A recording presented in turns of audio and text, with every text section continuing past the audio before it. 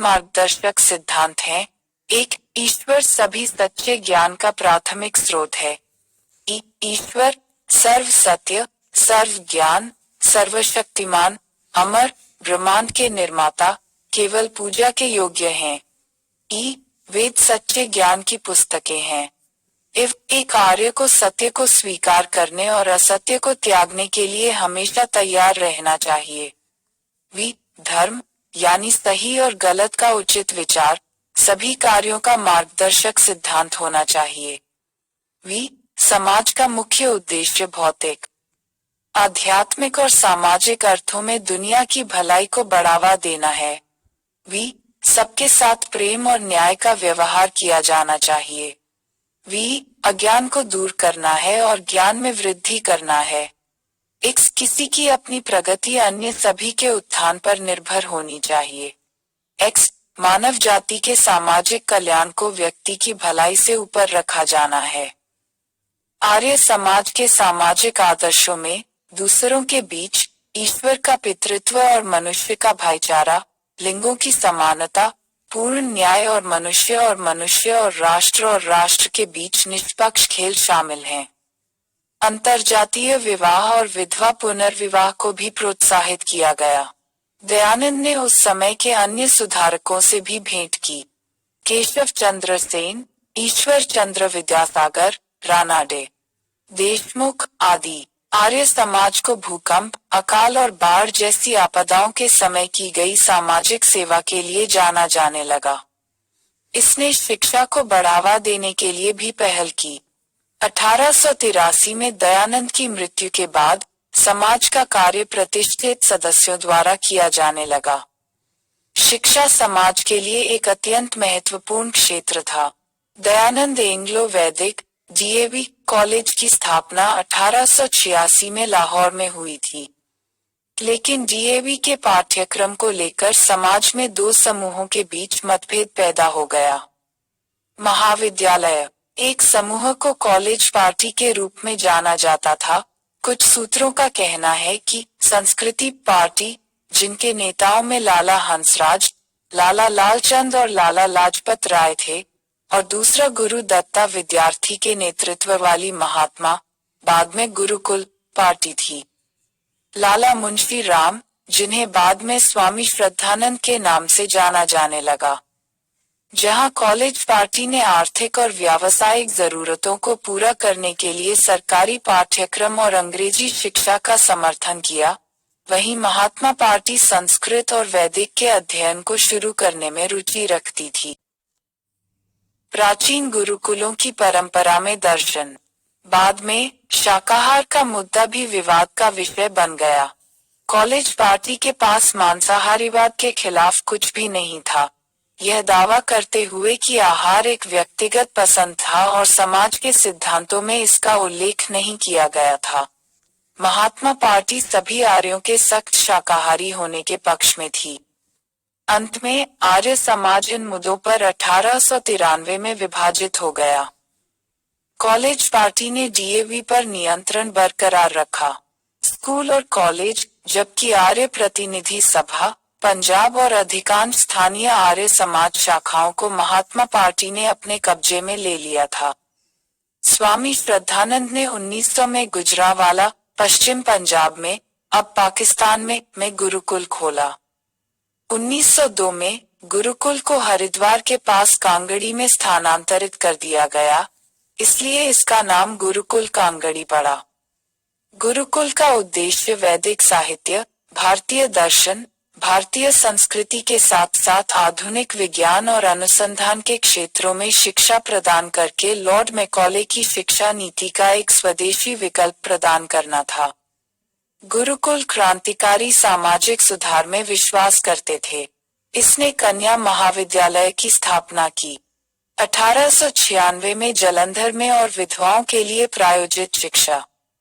आर्य समाज हिंदुओं को आत्मसम्मान और आत्मविश्वास देने में सक्षम था, जिसने गोरों की श्रेष्ठता और पश्चिमी संस्कृति के मिथक को कमजोर करने में मदद की। हिंदू समाज को ईसाई और इस्लाम के हमले से बचाने के अपने उत्साह में समाज ने ईसाई और इस्लाम में धर्मांतरित लोगों को हिंदू धर्म में वापस लाने के लिए शुद्धि आंदोलन शुरू किया। शुद्धि के एक आक्रामक अभियान ने 1920 के दशक के दौरान सामाजिक जीवन के सांप्रदायिकरण में वृद्धि की और बाद में सांप्रदायिक राजनीतिक चेतना में हिमपात हुआ। शुद्धि आंदोलन ने अछूत और हिंदुओं की जाति व्यवस्था से बाहर के लोगों को शुद्ध जाति के हिंदुओं में उत्थान करने का भी प्रयास किया। सेवा सदन, एक पारसी समाज सुधारक, बेहरामजी एम मालाबारी 1853-1912 ने 1908 में एक मित्र दीवान दयाराम गिदुमल के साथ सेवा सदन की स्थापना की। मालाबारी ने हिंदुओं में बाल विवाह और विधवा पुनर्विवाह के खिलाफ जोरदार आवाज उठाई। यह उनका प्रयास था जिसने सहमति की आयु अधिनियम को महिलाओं के लिए सहमति की आयु को विनियमित करने के लिए प्रेरित किया। सेवा सदन ने लेने में विशेषज्ञता प्राप्त उन महिलाओं की देखभाल करना जिनका शोषण किया गया और फिर समाज द्वारा उन्हें त्याग दिया गया। इसने सभी जातियों की जरूरतों को पूरा किया और निराश्रित महिलाओं को शिक्षा, चिकित्सा और कल्याणकारी सेवाएं प्रदान की। बेहरामजी मालाबारी ने भारतीय का अधिग्रहण और संपादन किया। दर्शक, देव समाज, शिवनारायण अग्निहोत्री 1850-1927 द्वारा लाहौर में 1887 में स्थापित पहले एक ब्रह्म अनुयायी देव सदन एक धार्मिक और सामाजिक सुधार समाज है। समाज ने आत्मा की अनंतता, गुरु की सर्वोच्चता और अच्छे कर्म की आवश्यकता पर जोर दिया। इसने एक आदर्श सामाजिक व्यवहार का आह्वान किया जैसे कि रिश्वत न लेना, नशीले पदार्थों और मांसाहारी भोजन से बचना और हिंसक कार्यों से दूर रहना। इसकी शिक्षाओं को देवशास्त्र नामक पुस्तक में संकलित किया गया था। अग्निहोत्री ने बाल विवाह का विरोध किया। धर्म सभा, राधाकांत देव ने 1830 में इस सभा की स्थापना की। एक रूढ़िवादी समाज, यह सामाजिक धार्मिक मामलों में यथास्थिति के संरक्षण के लिए खड़ा था। यहाँ तक सती के उन्मूलन का भी विरोध किया। हालांकि इसने लड़कियों के लिए भी पश्चिमी शिक्षा को बढ़ावा देने का समर्थन किया। भारत धर्म महामंडल, रूढ़िवादी शिक्षित हिंदुओं का एक अखिल भारतीय संगठन, यह आर्य समाजियों, थियोसोफिस्टों और रामकृष्ण मिशन की शिक्षाओं के खिलाफ रूढ़िवादी हिंदू धर्म की रक्षा के लिए खड़ा था। रूढ़िवादी हिंदू धर्म की रक्षा के लिए बनाए गए अन्य संगठन सनातन धर्म सभा 1895, दक्षिण भारत में धर्म महापरिषद और बंगाल में धर्म महामंडली थे। इन संगठनों ने 1902 में संयुक्त रूप से भारत धर्म महामंडल का एकल संगठन बनाया, जिसका मुख्यालय वाराणसी में है। इस संगठन ने हिंदू धार्मिक संस्थानों के उचित प्रबंधन, खुले हिंदू शिक्षण संस्थानों आदि की शुरुआत करने की मांग की।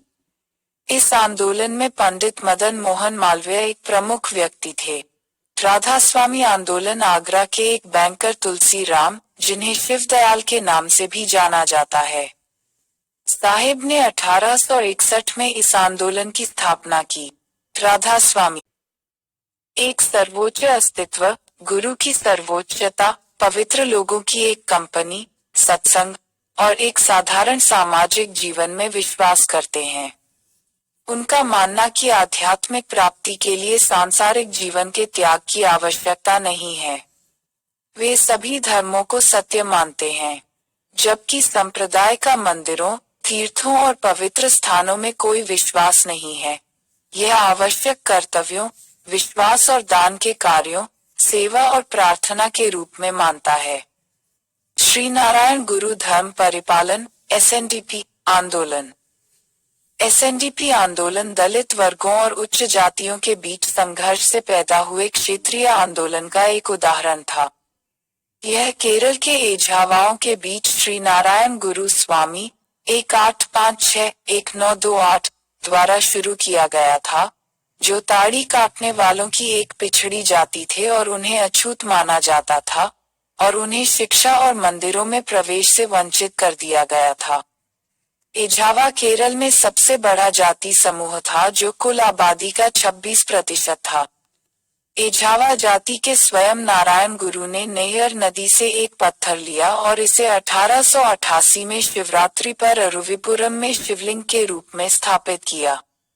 इसका उद्देश्य यह दिखाना था कि मूर्ति का अभिषेक उच्च जातियों का एकाधिकार नहीं था। इसके साथ ही उन्होंने एक ऐसी क्रांति की शुरुआत की जिससे जल्द ही केरल के समाज में कई भेदभाव दूर हो गए।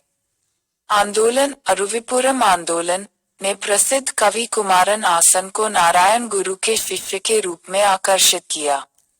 1889 में अरुविपुरम क्षेत्र योगम का गठन किया गया था, जिसे एझावाओं को भौतिक और साथ ही आध्यात्मिक रूप से प्रगति करने में मदद करने के लिए एक बड़े संगठन में विस्तार करने का निर्णय लिया गया था। इस प्रकार अरुविपुरम श्री नारायण गुरु धर्म परिपालन योगम, संक्षेप में एसएनडीपी, 1903 में भारतीय कंपनी अधिनियम के तहत पंजीकृत किया गया था। इसके स्थायी अध्यक्ष के रूप में नारायण गुरु और महासचिव के रूप में कुमारन आसन थे। एसएनडीपी के गठन में डॉक्टर पालपू के प्रयासों को स्वीकार किया जाना चाहिए।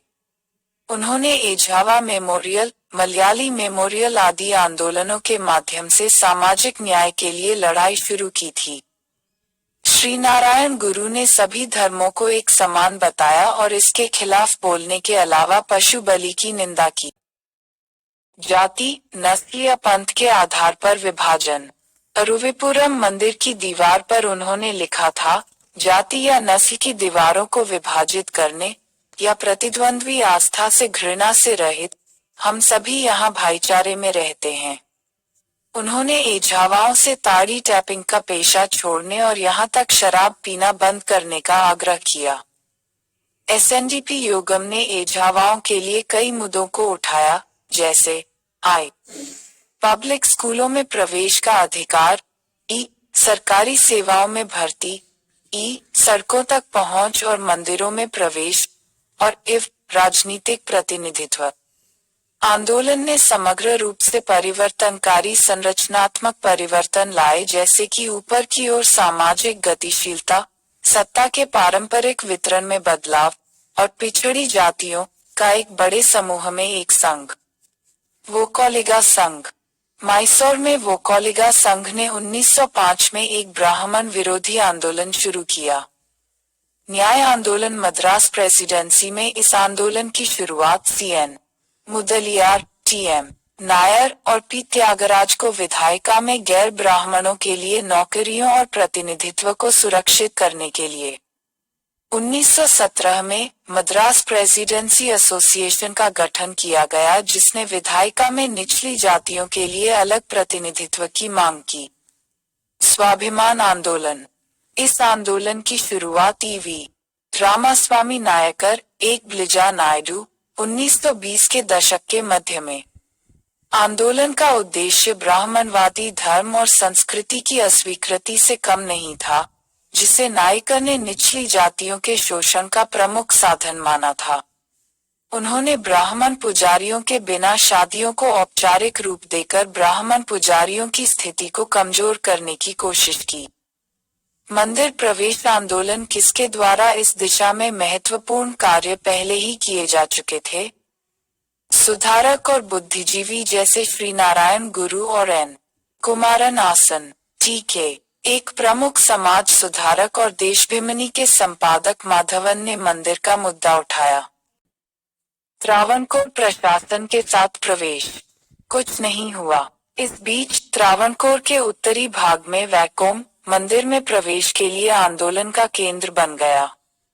1924 में वैकोम सत्याग्रह, केपी अछूतों के लिए हिंदू मंदिरों और सड़कों को खोलने की मांग को लेकर केरल में केशव शुरू किया गया था।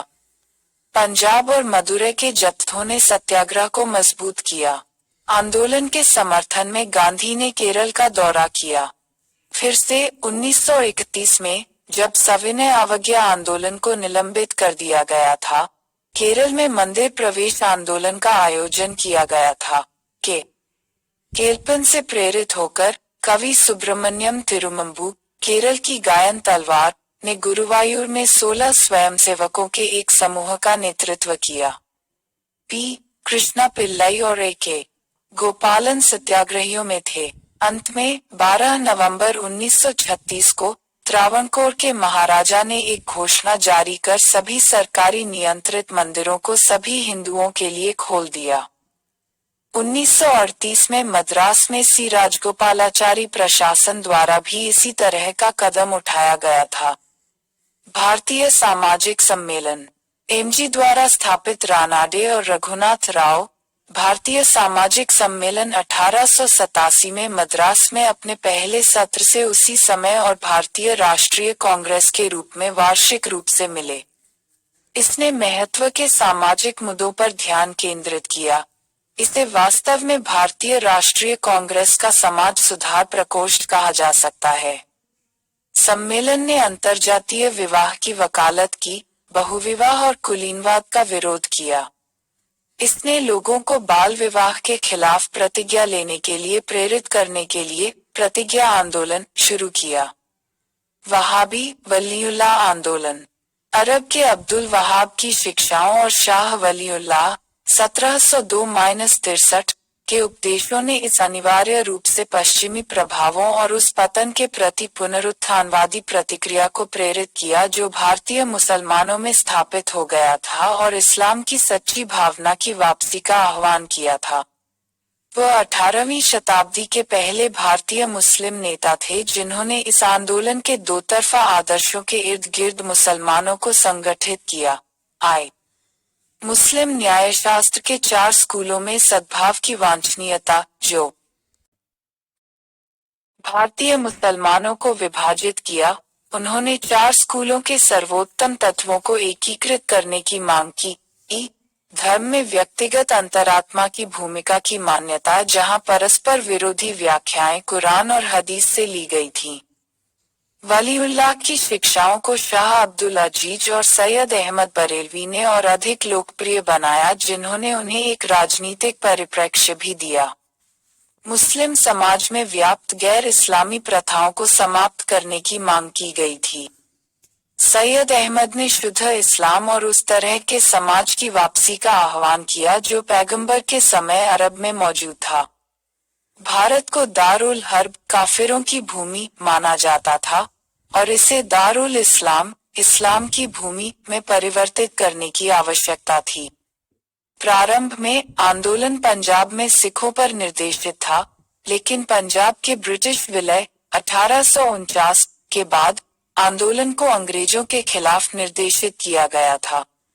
1857 के विद्रोह के दौरान वहाबी ने ब्रिटिश विरोधी भावनाओं को फैलाने में महत्वपूर्ण भूमिका निभाई। वहाबी आंदोलन 1870 के दशक में ब्रिटिश सेना की ताकत के सामने विफल हो गया। टीटू मीर का आंदोलन सैयद मीर निसार अली, जिसे टीटू मीर के नाम से जाना जाता है, वहाबी आंदोलन के अनुयायी सैयद अहमद बरेलवी रायबरेली के शिष्य थे। टीटू मीर ने वहाबवाद को अपनाया और शरीयत की वकालत की। उन्होंने बंगाल के मुस्लिम किसानों को जमींदारों के खिलाफ संगठित किया, जो ज्यादातर हिंदू थे और ब्रिटिश नील बोने वाले थे। यह आंदोलन उतना उग्रवादी नहीं था जितना कि ब्रिटिश रिकॉर्ड बताते हैं। टीटू के जीवन के अंतिम वर्ष में ही उनके और ब्रिटिश पुलिस के बीच टकराव हुआ था। वह 1831 में कार्रवाई में मारा गया था।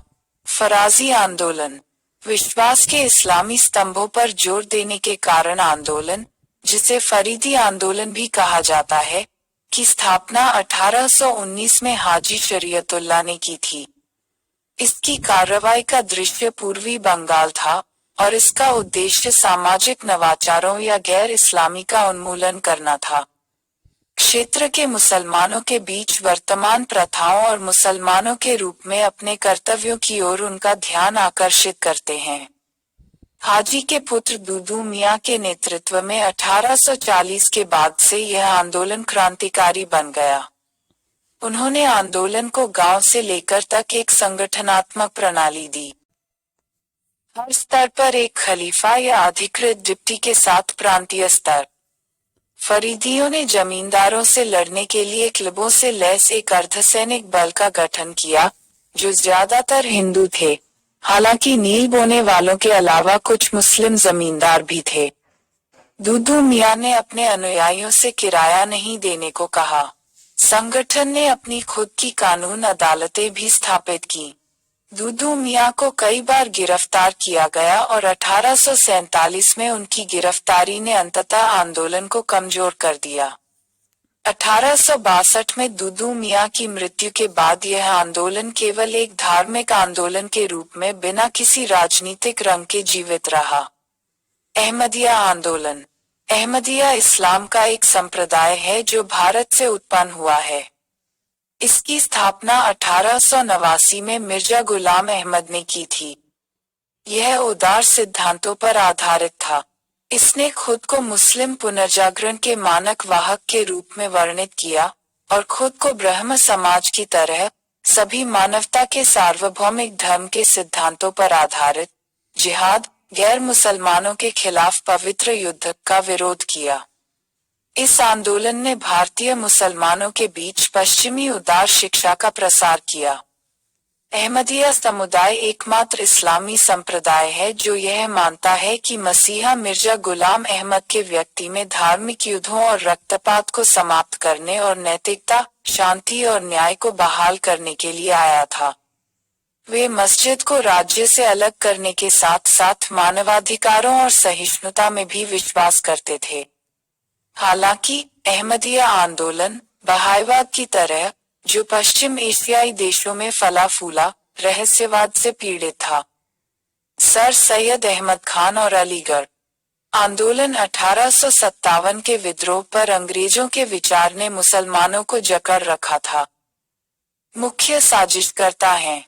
वहाबियों की गतिविधियों से इस मत को और बल मिला, लेकिन बाद में शासकों के बीच एक राय प्रचलित हुई कि मुसलमानों को भारतीय राष्ट्रीय कांग्रेस की नींव द्वारा प्रतिनिधित्व की जाने वाली राष्ट्रवादी राजनीतिक गतिविधि के बढ़ते ज्वार के खिलाफ सहयोगी के रूप में इस्तेमाल किया जा सकता है। यह मुसलमानों को विचारशील रियायतों के प्रस्तावों के माध्यम से प्राप्त किया जाना था। सैयद अहमद खान 1817-98 के नेतृत्व में मुसलमानों का एक वर्ग विकास की प्रक्रिया को प्रोत्साहित करने के लिए आधिकारिक संरक्षण की अनुमति देने के लिए तैयार था।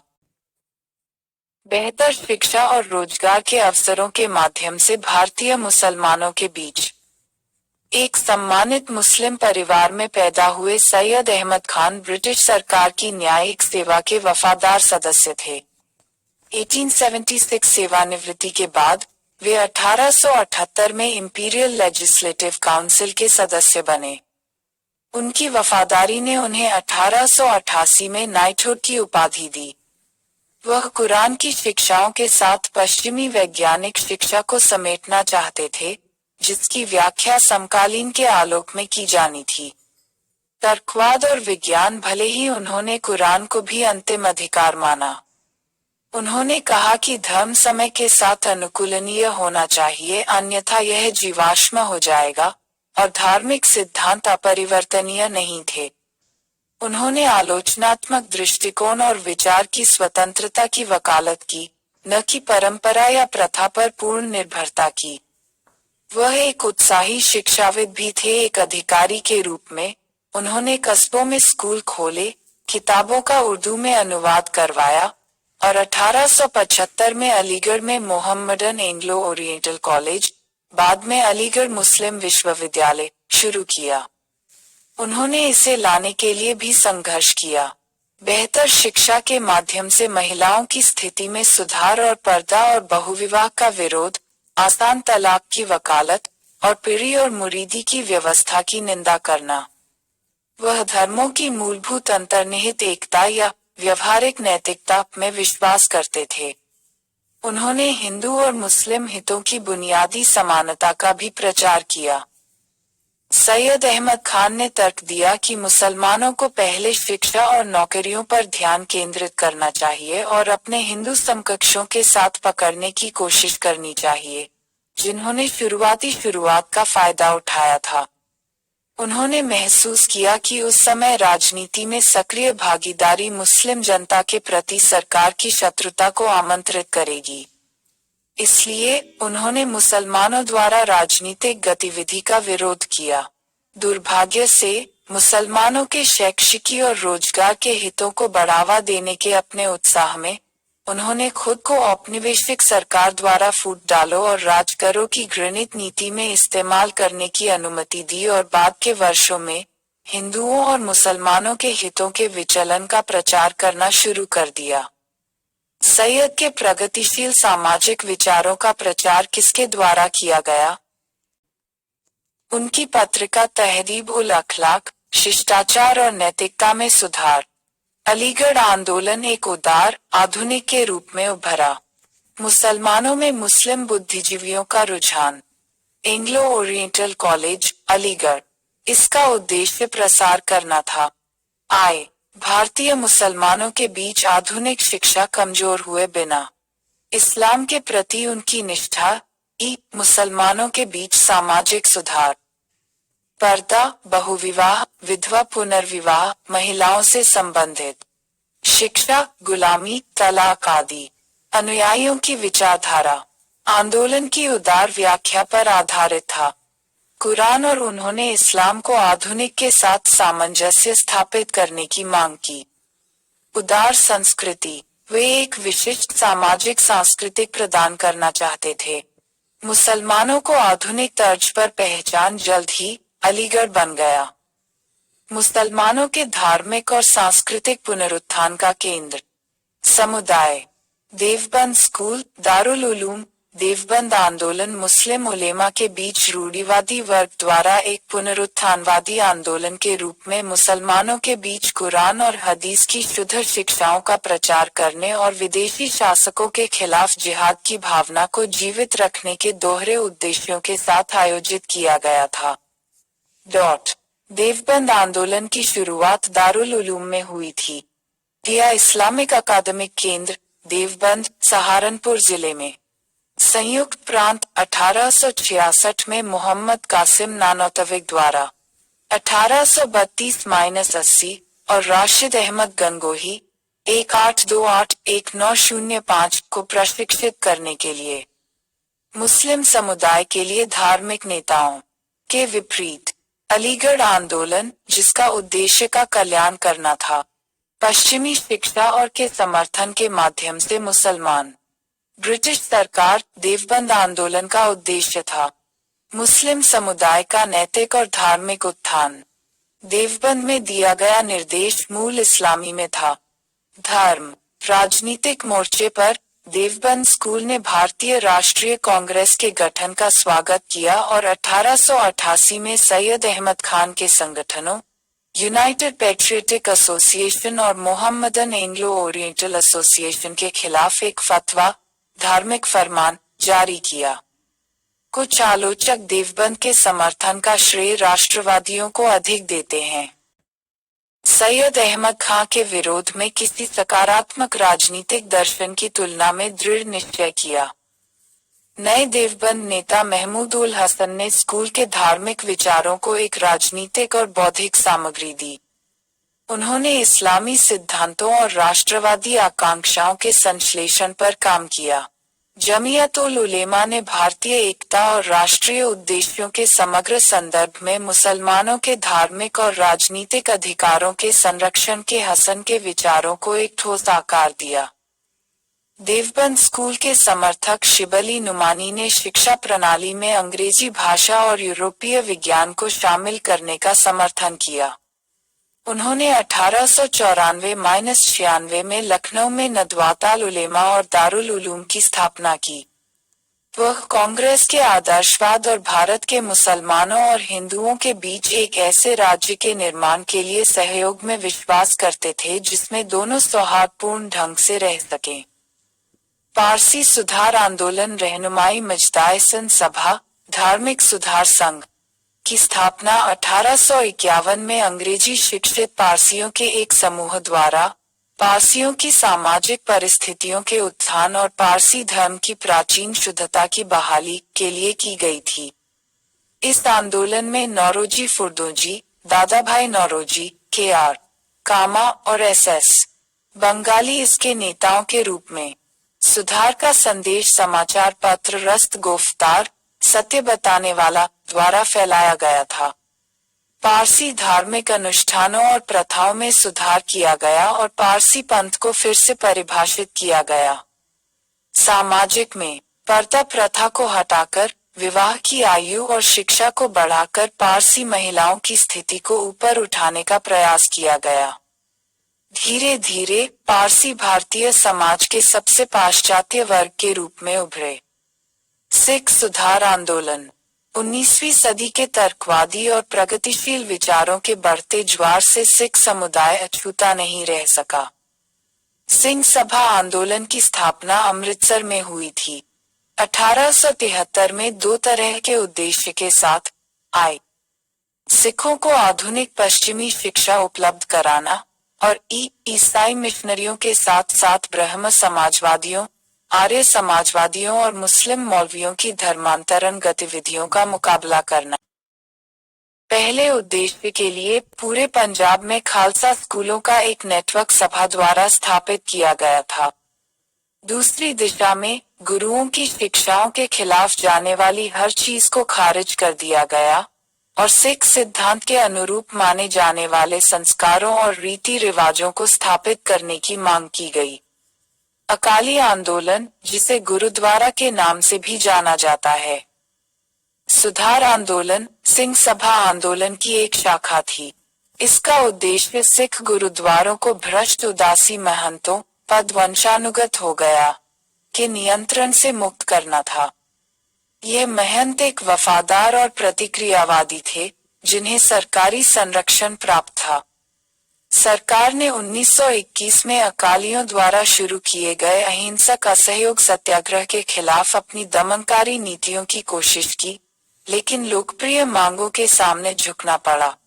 इसने 1922 में सिख गुरुद्वारा अधिनियम पारित किया, 1925 में संशोधित, जिसने सिख जनता को गुरुद्वारों का नियंत्रण शिरोमणि गुरुद्वारा प्रबंधक समिति SGPC के माध्यम से सर्वोच्च निकाय के रूप में प्रशासित किया। अकाली आंदोलन एक क्षेत्रीय आंदोलन था, लेकिन सांप्रदायिक नहीं था। अकाली नेताओं ने राष्ट्रीय मुक्ति संग्राम में उल्लेखनीय भूमिका निभाई, हालांकि कभी कभी कुछ असहमति की आवाजें भी सुनाई देती थीं। Theosophical movement madam HP Blavatsky 1831-91 और कर्नल MS ओलकॉट, जो भारतीय विचार और संस्कृति से प्रेरित थे, ने 1875 में न्यूयॉर्क शहर, संयुक्त राज्य अमेरिका में थियोसोफिकल सोसाइटी की स्थापना की। 1882 में उन्होंने भारत में मद्रास के बाहरी इलाके, उस समय में अपना मुख्यालय अड्यार में स्थानांतरित कर दिया। समाज का मानना कि चिंतन, प्रार्थना, रहस्योद्घाटन आदि द्वारा व्यक्ति की आत्मा और ईश्वर के बीच एक विशेष संबंध स्थापित किया जा सकता है। इसने पुनर्जन्म और कर्म में हिंदू मान्यताओं को स्वीकार किया और उपनिषदों और सांख्य, योग और के दर्शन से प्रेरणा ली। विचार के वेदांत स्कूल, इसका उद्देश्य जाति, पंथ, लिंग, जाति या रंग के भेद के बिना मानवता के सार्वभौमिक भाईचारे के लिए काम करना था। समाज ने प्रकृति के अस्पष्ट नियमों और मनुष्य में छिपी शक्तियों की जांच करने की भी मांग की। थियोसोफिकल आंदोलन हिंदू पुनर्जागरण के साथ संबद्ध हो गया। एक समय में यह के साथ संबद्ध था। आर्य समाज भी, इसने बाल विवाह का विरोध किया और जातिगत भेदभाव के उन्मूलन, विधवाओं के उत्थान और सुधार की वकालत की। भारत में 1907 में ओलकॉट की मृत्यु के बाद एनी बेसेंट 1847-1933 के अध्यक्ष के रूप में चुनाव के साथ आंदोलन कुछ हद तक लोकप्रिय हो गया। एनी बेसेंट 1893 में भारत आई थी। उन्होंने बनारस में सेंट्रल हिंदू कॉलेज की नींव रखी। 1898 में जहां हिंदू धर्म और पश्चिमी वैज्ञानिक विषयों दोनों को पढ़ाया जाता था, 1916 में बनारस हिंदू विश्वविद्यालय के गठन के लिए कॉलेज केंद्र बन गया। एनी बेसेंट ने भी महिलाओं की शिक्षा के लिए बहुत कुछ किया। थियोसोफिकल सोसाइटी ने विभिन्न संप्रदायों के लिए एक सामान्य भाजक प्रदान किया और शिक्षित हिंदुओं के आग्रह को पूरा किया। हालांकि एक औसत भारतीय के लिए थियोसोफिस्ट दर्शन अस्पष्ट लग रहा था और एक सकारात्मक कार्यक्रम की कमी थी। उस हद तक इसका प्रभाव पश्चिमी वर्ग के एक छोटे से हिस्से तक सीमित था। धार्मिक पुनरुत्थानवादियों के रूप में थियोसोफिस्टों को अधिक सफलता नहीं मिली, लेकिन भारतीय धार्मिक और दार्शनिक परंपराओं का महिमामंडन करने वाले पश्चिमी लोगों के एक आंदोलन के रूप में इसने ब्रिटिश औपनिवेशिक शासन से लड़ने वाले भारतीयों को बहुत आवश्यक आत्मसम्मान दिया। दूसरे कोण से देखे जाने पर थियोसोफिस्टों पर भारतीयों को उनकी पुरानी और कभी कभी पिछड़ी हुई परंपराओं और दर्शन में गर्व की झूठी भावना देने का प्रभाव भी पड़ा। सुधार आंदोलनों का महत्व। सकारात्मक पहलू समाज के रूढ़िवादी वर्ग सामाजिक धार्मिक विद्रोहियों के वैज्ञानिक वैचारिक हमले को स्वीकार नहीं कर सके। इसके परिणामस्वरूप सुधारकों को दुर्व्यवहार, उत्पीड़न, फतवा जारी करने और यहां तक प्रतिक्रियावादियों द्वारा हत्या के प्रयासों का शिकार होना पड़ा। हालांकि विरोध के बावजूद यह आंदोलन डर से पैदा हुए अनुरूपता से और पुजारियों और अन्य वर्गों द्वारा शोषण के लिए गैर आलोचनात्मक अधीनता से व्यक्ति की मुक्ति की दिशा में योगदान देने में कामयाब रहे। धार्मिक ग्रंथों का स्थानीय भाषाओं में अनुवाद, शास्त्रों की व्याख्या करने के व्यक्ति के अधिकार पर जोर और अनुष्ठानों के सरलीकरण ने पूजा को और अधिक व्यक्तिगत अनुभव बना दिया। आंदोलनों ने मानव बुद्धि की सोचने और तर्क करने की क्षमता पर जोर दिया। भ्रष्ट तत्वों, धार्मिक विश्वासों और प्रथाओं को हटाकर सुधारकों ने अपने अनुयायियों को आधिकारिक ताने को पूरा करने में सक्षम बनाया कि उनके धर्म और समाज पतनशील और हीन थे। सुधार आंदोलनों ने उभरते हुए मध्य वर्गों को बहुत जरूरी सांस्कृतिक जड़ों से जकड़ा हुआ दिया और अपमान की भावना को कम करने के उद्देश्य से कार्य किया जो एक विदेशी शक्ति द्वारा विजय का उत्पादन किया था।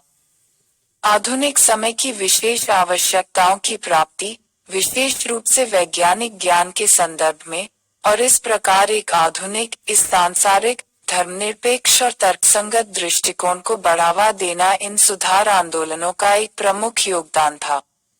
सामाजिक रूप से यह रवैया प्रदूषण और शुद्धता की धारणाओं में एक बुनियादी बदलाव में परिलक्षित होता है। यद्यपि पारंपरिक मूल्य और रीति रिवाज सुधारकों के हमले का एक प्रमुख लक्ष्य थे, फिर भी सुधारकों का उद्देश्य विदेशी पश्चिमी सांस्कृतिक मूल्यों की अंधी नकल पर आधारित एकमुश्त पश्चिमीकरण के बजाय आधुनिकीकरण करना था। वास्तव में सुधार आंदोलनों ने आधुनिकीकरण के लिए एक अनुकूल सामाजिक माहौल बनाने की मांग की। उस हद तक इन आंदोलनों ने शेष विश्व से भारत के सांस्कृतिक और बौद्धिक अलगाव को समाप्त कर दिया। सुधारकों ने तर्क दिया कि आधुनिक विचारों और संस्कृति को भारतीय सांस्कृतिक धाराओं में एकीकृत करके सर्वोत्तम रूप से आत्मसात किया जा सकता है। इन सुधारवादी प्रयासों की अंतर्निहित चिंता मूल सांस्कृतिक व्यक्तित्व का पुनरुद्धार था जो वर्षों से विभिन्न कारकों से विकृत हो गया था। यह सांस्कृतिक वैचारिक संघर्ष राष्ट्रीय चेतना के विकास में एक महत्वपूर्ण उपकरण साबित होना था और औपनिवेशिक सांस्कृतिक और वैचारिक आधिपत्य का विरोध करने के भारतीय राष्ट्रीय संकल्प का एक हिस्सा था। हालांकि ये सभी प्रगतिशील राष्ट्रवादी प्रवृत्तियां सांप्रदायिक और रूढ़िवादी दृष्टिकोण को आगे बढ़ाने में सक्षम नहीं थीं। यह संभवतः के भिन्न द्वंद्व के कारण था। सांस्कृतिक और राजनीतिक संघर्ष, जिसके परिणामस्वरूप राजनीतिक उन्नति के बावजूद सांस्कृतिक पिछड़ापन हुआ। नकारात्मक पहलू। धार्मिक सुधार आंदोलनों की प्रमुख सीमाओं में से एक यह था कि उनका एक संकीर्ण सामाजिक आधार था, अर्थात शिक्षित और शहरी मध्य वर्ग, जबकि किसानों और शहरी गरीबों की विशाल जनता की जरूरतों को नजरअंदाज कर दिया गया था। अतीत की महानता के लिए अपील करने और शास्त्रीय अधिकार पर भरोसा करने के लिए सुधारकों की प्रवृत्ति ने नए वेश में रहस्यवाद को प्रोत्साहित किया और आधुनिक वैज्ञानिक दृष्टिकोण की आवश्यकता की पूर्ण स्वीकृति पर एक जांच करते हुए छद्म वैज्ञानिक सोच को बढ़ावा दिया। लेकिन इन सबसे ऊपर, इन प्रवृत्तियों ने कम से कम कुछ हद तक हिंदुओं, मुसलमानों, सिखों और पारसियों को विभाजित करने और उच्च जाति के हिंदुओं को निम्न जाति के हिंदुओं से अलग करने में योगदान दिया। सांस्कृतिक विरासत के धार्मिक और दार्शनिक पहलुओं पर जोर कुछ हद तक संस्कृति कला, वास्तुकला, साहित्य, संगीत, विज्ञान और प्रौद्योगिकी के अन्य पहलुओं पर अपर्याप्त जोर देने से बढ़ गया। मामले को बदतर बनाने के लिए हिंदू सुधारकों ने भारतीय अतीत की प्रशंसा को उसके प्राचीन काल तक ही सीमित रखा और भारतीय इतिहास के मध्ययुगीन काल को अनिवार्य रूप से पतन के युग के रूप में देखा। यह एक और दो अलग अलग लोगों की धारणा बनाने की प्रवृत्ति रखता है। दूसरी ओर, अतीत की एक आलोचनात्मक प्रशंसा समाज के निम्न जाति वर्गों को स्वीकार्य नहीं थी, जो प्राचीन काल में धार्मिक रूप से स्वीकृत शोषण के तहत पीड़ित थे। इसके अलावा अतीत को ही पक्षपातपूर्ण आधार पर डिब्बों में रखने की प्रवृत्ति थी। मुस्लिम मध्य वर्गों में से कई अपनी परंपराओं और गौरव के क्षणों के लिए पश्चिम एशिया के इतिहास की ओर मुड़ने की हद तक चले गए। एक समग्र संस्कृति के विकास की प्रक्रिया जो पूरे भारतीय इतिहास में स्पष्ट थी, ने मध्य वर्गों के बीच राष्ट्रीय चेतना के साथ साथ चेतना के एक अन्य रूप के उदय के साथ गिरफ्तार होने के संकेत दिखाए। कई अन्य कारक निश्चित रूप से इसके लिए जिम्मेदार थे। आधुनिक समय में सांप्रदायिकता का जन्म हुआ, लेकिन निस्संदेह धार्मिक सुधार आंदोलनों की प्रकृति ने भी इसमें योगदान दिया। भारत में नए समाज का विकास हुआ। सारांश: सुधार आंदोलन हिंदुओं के बीच और दलित वर्गों के लिए।